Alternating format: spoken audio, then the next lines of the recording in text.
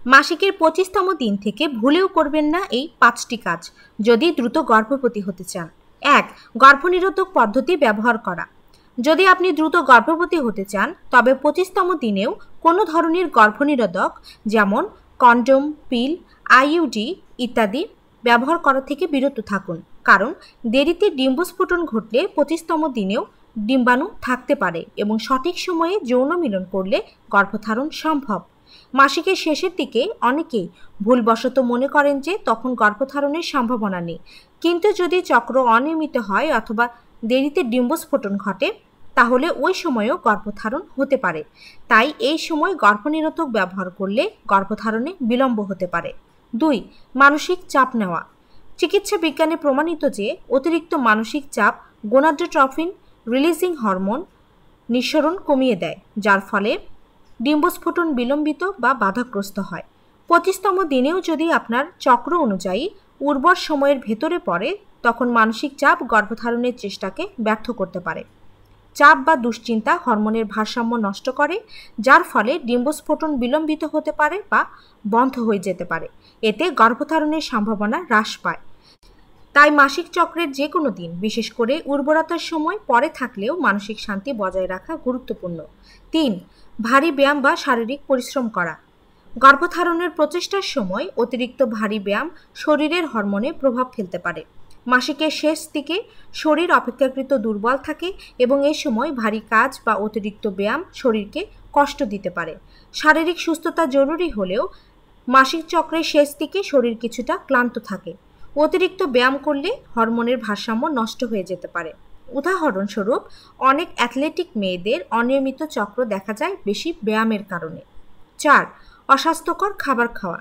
28 দিনের চক্রে 25তম দিন মানে আপনি লুটিয়াল ফেজের শেষের দিকে। এই সময় হরমোন, বিশেষ করে প্রোজেস্টেরন, কাজ করে গর্ভধারণে সহায়ক পরিবেশ তৈরিতে। কিন্তু অস্বাস্থ্যকর খাবার যেমন ফাস্ট ফুড, অতিরিক্ত চিনি, ক্যাফেইন, প্রসেসড ফুড এই হরমোনের স্বাভাবিক কার্যকারিতা নষ্ট করতে পারে। 5. যৌন সম্পর্ক সম্পূর্ণ এড়িয়ে যাওয়া। অনেকেই মনে করেন উর্বর সময় পেরিয়ে গেলে যৌন সম্পর্কের প্রয়োজন নেই, কিন্তু কেউ কেউ দেরিতে ডিম্বস্ফোটন করেন।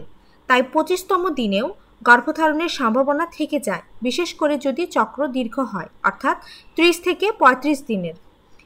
আপনার শরীরে যদি দেরিতে ডিম্বস্ফোটন করে থাকে তাহলে এই দিনগুলোতে মিলন না করলে গর্ভধারণের সুযোগ হারাতে পারেন।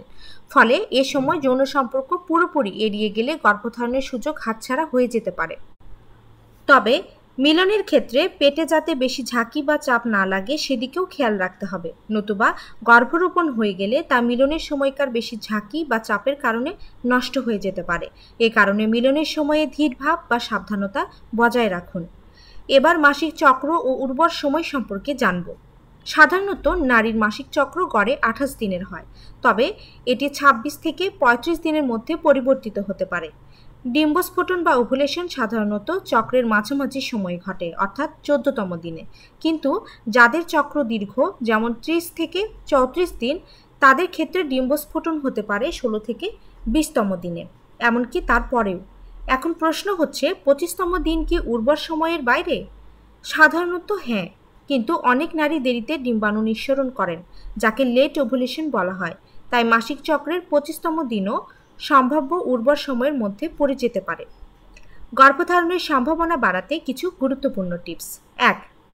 বেসাল বডি টেম্পারেচার ও ওভুলেশন কিট ব্যবহার করুন। এই দুটি উপায় ডিম্বস্ফোটন নির্ধারণে সহায়ক। ওভুলেশন কিটের মাধ্যমে আপনি বুঝতে পারবেন আপনি উর্বর অবস্থায় আছেন কিনা। 2. পুষ্টিকর ডায়েট অনুসরণ করুন। খাবারে রাখুন folate, iron, zinc, vitamin C ও ই, শাকসবজি, ফলমূল, বাদাম, ডিম, ওমেগা-3 যুক্ত মাছ। পর্যাপ্ত পানি পান করুন। 3. যৌন সম্পর্কের সময়সীমা ঠিক করুন। ডিম্বস্ফোটনের 4 দিন আগে থেকে ও 2 দিন পর পর্যন্ত যৌন সম্পর্ক রাখলে গর্ভধারণের সম্ভাবনা সবচেয়ে বেশি থাকে। 4. ধূমপান ও অ্যালকোহল পরিহার করুন। এই অভ্যাসগুলো হরমোনের ভারসাম্য নষ্ট করে এবং গর্ভধারণে বিলম্ব ঘটায়। 5. শারীরিক ও মানসিক বিশ্রাম নিন। সঠিক ঘুম ও মানসিক শান্তি গর্ভধারণে বিশেষভাবে সহায়ক। মাসিকের 25তম দিন অনেকের কাছে চক্রের শেষের দিকে মনে হলেও এটা গুরুত্বপূর্ণ দিন হতে পারে, বিশেষ করে যদি আপনার চক্র 30 দিনের বেশি হয় বা অনিয়মিত হয়। তাই এই সময় কিছু ভুল করলে আপনি গর্ভধারণের গুরুত্বপূর্ণ সময় হারিয়ে ফেলতে পারেন।